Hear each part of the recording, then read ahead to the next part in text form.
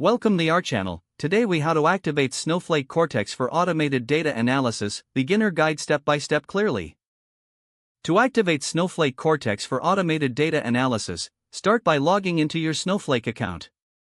Navigate to the Admin tab in the top menu.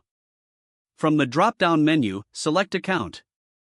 Locate the Features section on the Account page. In the Features section, find Snowflake Cortex and click on it. Check the current status of Snowflake Cortex. If it's not enabled, click the Enable button.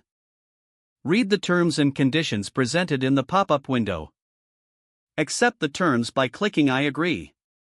Once you confirm, the status of Snowflake Cortex should change to Enabled. Next, go to the Databases tab on the main menu. Select the database you wish to use with Snowflake Cortex. Click on the Create button to establish a new virtual warehouse, if necessary. Choose an appropriate size for your virtual warehouse based on your data analysis needs. Now, move to the Worksheet tab to start your data analysis. Input your SQL queries to define the dataset you want to analyze. After writing your query, click the Run button to execute it. Once the results appear, find the Cortex button in the Output section.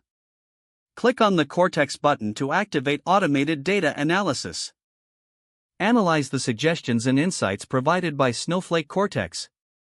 You can further refine your analysis using the insights generated. If needed, adjust the parameters of your SQL queries for better results. Finally, review the report generated by Snowflake Cortex for detailed insights. Make any necessary adjustments based on the report to improve your data analysis process. If the page does not load, refresh the browser or try again in a private or incognito window.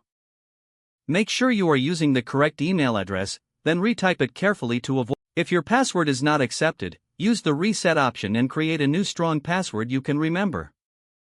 Check your spam folder for verification or security emails, then complete any requested confirmation steps. Enable two-factor authentication if available to improve account security and reduce unauthorized access risk. After signing in, review your profile details so your contact information and settings are accurate and current. If you see an error message, note it down and try again after restarting your device and internet connection. Don't forget to like this video and subscribe to our channel for more step-by-step tech guides.